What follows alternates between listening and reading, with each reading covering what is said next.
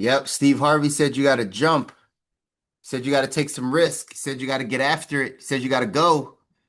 You got to jump. You got to know that you got to put some action, put some movement behind you get into the life that you want. We're not going to arrive safely at death. We have to make this mean something. You might believe it, you might not. Like, we don't come back, right? We get one life. You might think you reincarnate as a butterfly or something, but like, you get one life, you get one shot at this thing. You get a solid 80 years, 90 years on the planet. If you're lucky, 100 years on the planet. Can't do much the first like 10, 15 of them. You can't do much the last 10 or 15 of them. So you got a little bit of time in here to go be great for you and your family, since you only get one shot at this thing. So why live an average, mediocre, mundane life? Why do that if we only get one? Why are you treating this like you're going to get to live again? Like there's going to be another opportunity? Why not just give it your all, as hard as it's going to be?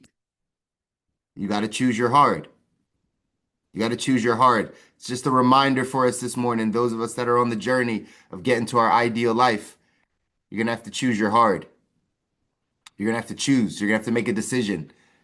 It's hard to be rich. It's hard to be poor, right? It's hard to have a business. It's hard to work at a job for 50 years. Just choose your hard. Choose your heart. It's hard to be single forever. It's hard to be married forever, right? Like it's whichever hard you choose, you just have to choose it. Some stuff that Steve Harvey gave you, he gave you some wisdom. Remember, success leaves clues. So can you take something that you heard and apply it in your life today? Can you take something that you heard and have it shift your thinking today? Because if you change your thinking, that's when your life will change. If you keep saying that, right, you're gonna think the same ways, do the same things, this is who I am, this is how I've been, this is what I've done, well, you're gonna get the same outcomes. So we have to do something new in order to get something new. We have to think of something new in order to be able to operate and execute differently.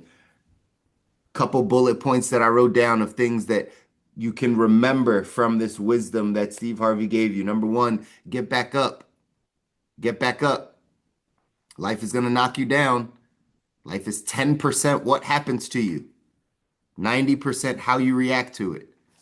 Most of us just think about the what, the 10%. This is what's happening to me. And we all will go through the exact same things in life. We'll all go through the exact same things to some varying degree. We're going to go through all the same stuff. The question is, how do you respond to it? How do you respond to what's happening?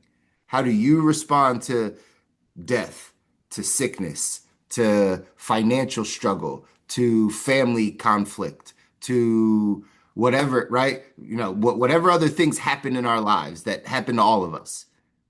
Loved ones pass away. We have health challenges. We have financial challenges. We have family issues. We have, right? Like it's all the same stuff, just to varying degrees. The question is, instead of thinking about the 10% of what's happening to you, the 90% is how are you reacting to it? How quickly are you going to get back up? How much did that knock you off track? How much did that person saying that thing, betraying you, whatever it is, how long did that knock you off track? How quickly did it take for you to get back up and get right back to it? You should challenge yourself by thinking that, asking yourself that question. When life knocks you down, how quickly can you get back up and get right back on the ball? Those of you that are in business with me, right? How quickly can you get back up and start making phone calls?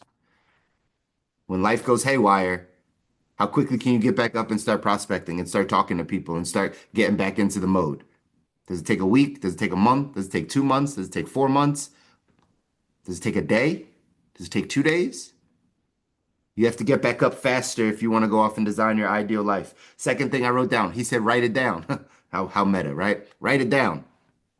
What do I tell y'all all the time? You have to know what you want, but you have to write it down. You have to look at it. If it's not written down, it doesn't count. If it's not written down, it doesn't count. It's just in your head. It's just a thought. It's just something that like would be nice. It's serious if you write it down. You make the plan and you write it down. You write the goals out. You say, this is what I'm going to do. This is when I'm going to hit this number. This is how much is in the savings. This is what I'm doing by the end of this year. Like you actually write it down with clarity. Do you know how many people don't do this? This is why Steve Harvey got fired up when he said this, because people think this is some magic trick. It's not a magic trick. It's not. It's a discipline that you put in place. The reason why I have my master plan to energize and focus sitting on my desk, typically at all times, is because I read it all the time. 18, 16, 17, 18 pages of my reasons why, my personal goals, my health goals, my financial goals, my spiritual goals, the man I want to be, what I see up ahead in the future. I have to read that stuff. If you don't have even how much money do you want to have at the end of this year sitting in your bank account? It's real simple. There's nothing wrong with saying this is what I would like to have. There's nothing wrong with that. So why don't you do it? Is it because I don't know. Are we scared to look at it? Are we scared to think about it? Are we scared to slow down? What if we don't hit it? Is it just a lot of fear that if we write these things down, then all of a sudden we don't get it, we'll be disappointed in ourselves? So be it. But you need something to work towards. You need to write it down. You need to have the only goals that we get, ladies and gentlemen, are goals that are clear and specific. We don't get vague goals. We don't get, I want to be rich. I want to be happy. I want to be free. Like that's so vague. Your brain has no idea what to do with that. But saying that I need $177,000 saved by this time is a definite. Whether you get there or not is up to your work ethic. It's up to God. There's a lot of variables, but you can do your part by writing it down so you know exactly what you want and what you got to do to make it happen. Big goals. So that was writing it down. Third, stay connected. Stay connected in your faith. Your faith life is so important to your journey in designing a life that you want. You are a co-creator with you and God, right? Like you need your faith, whatever your faith is, like you need it to be stronger to go through this journey. Like Steve Harvey said, had an anchor, and sometimes you think you have an anchor, and then you realize you're in shallow water, right? Like, yeah, your level of faith right now, your level of connectivity right now might keep you right here in the shallow when you don't have much, when you don't have many things, when life is mundane, right? Like you're just kind of going through it. Yeah, you're in the shallow right now. So you might not know how strong your faith is. But in scripture, right, it says that, right, like we understand how strong our faith is because it gets tested, right? Because it's tested, meaning we have to go through the hard things. We have to go into the deep water and test how strong is this anchor? When I can't swim, when it's too deep, when I think I'm drowning, do I actually have an anchor? Or am I just keeping myself safe because I'm sitting here in the shallow? So I think I have an anchor, but it's not real. You got to get connected in your faith. Your faith life has got to be strong for you to get to the life that you want. It's got to be. I don't know what your spiritual practices are, but I'm just telling you, your faith, this journey of entrepreneurship is a spiritual journey. That's what it is. The ownership of your life. When you start saying, if it is to be, it's up to me, that is a spiritual journey. When you have nothing to connect to, when you start to realize your weaknesses, like you start to understand how important it is for you to be connected in your faith. Make sure you do that. Hard hope equals faith. Sometimes we hear that word faith, and if we're not as connected, we don't have a strong anchor, we're not in whatever it is, we don't understand how that operates. Let's just keep it very secular and say it's hope. Do you have hope for a better future? Do you have hope that things will get better? Do you have hope that your life changes, that the trajectory of your life changes, that your grandkids and great grandkids, all their lives change? Do you have hope for that? A hard hope, constant hope? Or are you debating? I'm not sure. I'm not sure. Oh, this is hard. It's going to be. Or are we flooded with hope? Are we flooded with, man, I know this is going to happen. Man, I'm so grateful. I can't wait until I see that. Man, that's going to be awesome. What if you had 10, 20, 30, 40 years of hope? Not a month of hope, not 2 weeks of hope, not half a year of hope. What if your life, you just always believed. That's what faith is. You just always believed that it would be better, that you will be better, that the kids will be better. Like all you just always believe that. That's hard hope. That's faith. Just your belief, like unwavering belief that this is going to happen, that this is going to come to pass. That's got to be in you. That's got to be something you develop if you want to go off and design your ideal life, ladies and gentlemen. Last two things, gratitude. Gratitude produces joy. I hope you heard me say it at the beginning of these calls, right? I hope you're flooding your mind with gratitude in the morning. I hope this is a practice for you. I hope that you're more grateful this year than you were 6 months ago. I hope you're more grateful this year than you were last year. I hope the season that you're in doesn't change how grateful you are about things. Have you started your gratitude journal? Do you wake up and have gratitude for five people or five things? Do you send them a text message in the morning about how grateful you are? Remember, y'all, what we focus on, we get more of. Our your brain is a laser pointer. It's like a remote control. Like whatever you point it towards, you're going to get more of that in your life. You're going to see more of it. You're going to experience more of it because whatever you focus on grows. Whatever. If you focus on negative, it grows in your life. If you focus on gossip, it grows in your like whatever you focus on is going to grow. So what if you focused on being grateful? Like every day, in the moments you're even frustrated, in the moments you're tired, in the moments right, whatever it is. What if you were just like, man, let me rattle off 10 things that I'm grateful for. Let me shift my perspective, change right in that moment. You don't have to be mad forever. You get to control your actions. You get to control your attitude. You don't have to be frustrated in that moment. You don't have to be anxious in that moment. You can shift your thinking by saying, let me write down 10 things I'm grateful for right now.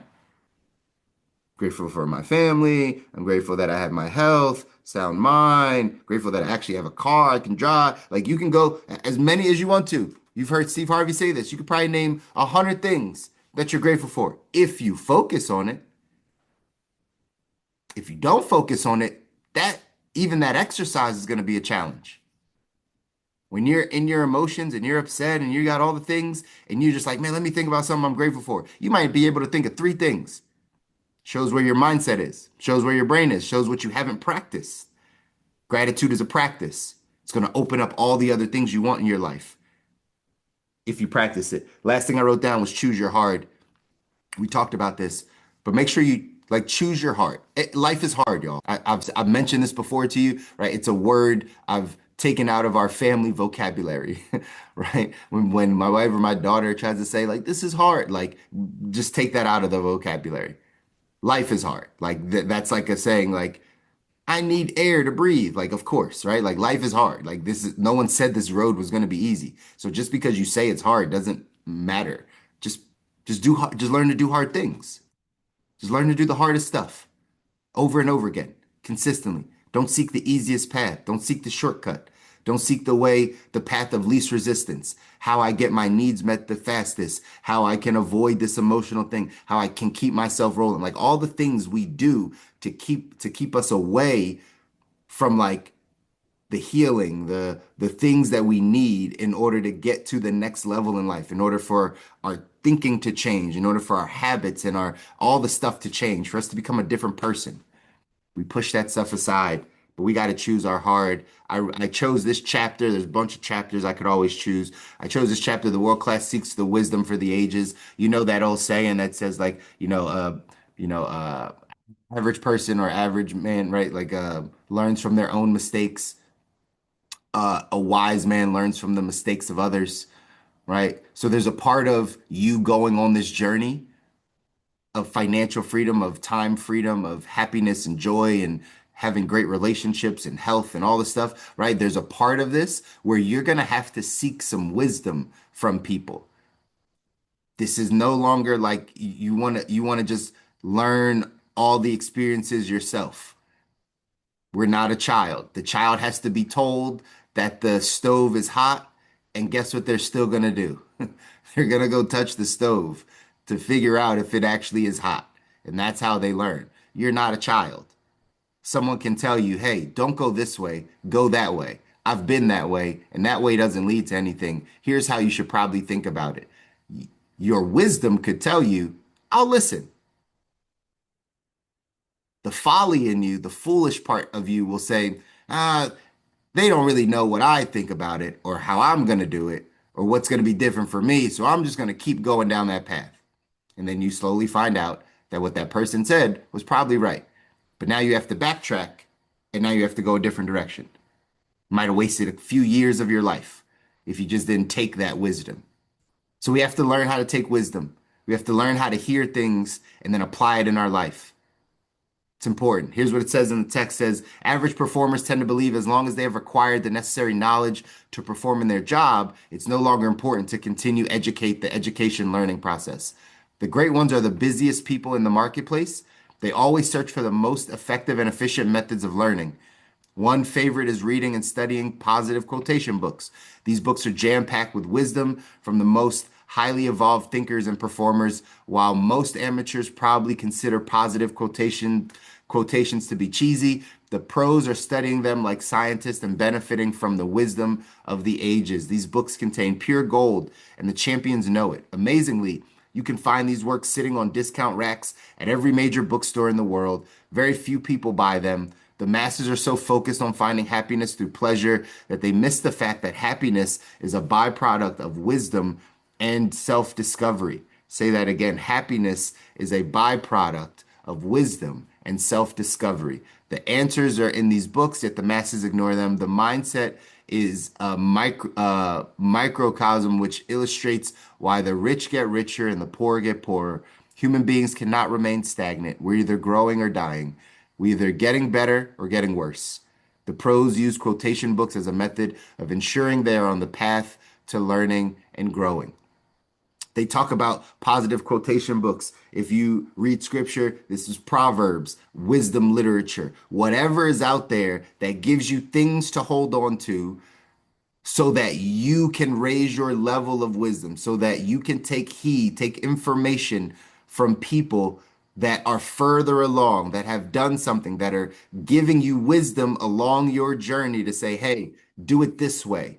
Hey, think about it this way. Hey, flood your mind with gratitude. Hey, write down your plan and write down your goals. Hey, choose your heart, right? Like we're giving the wisdom.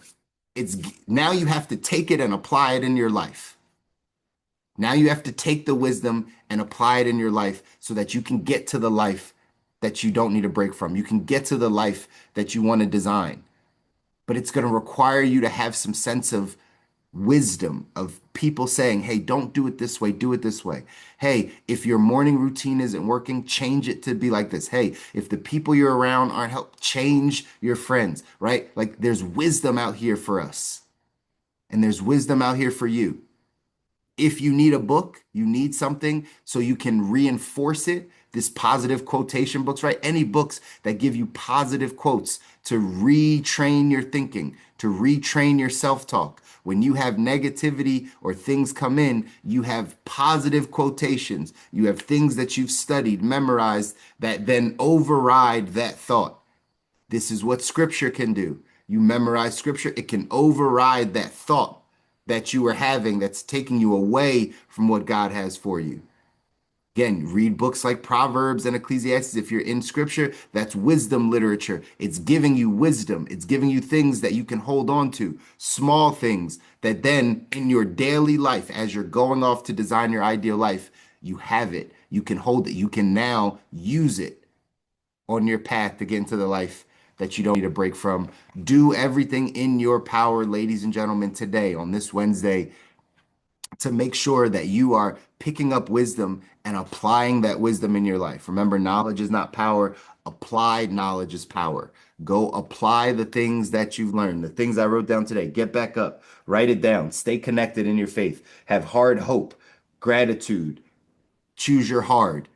Those little things, those little bits of wisdom that are being dropped on you on Monday, Wednesday, and Friday, now you got to go take them and you got to do them. You got to apply them because that's how we get better. That's how we get to the life we don't need a break from. I love you guys. I want you to win. You deserve it. Your families deserve it. If nobody tells you, I'll constantly tell you. Here you go, Ron. Dropped it in there for you, the link.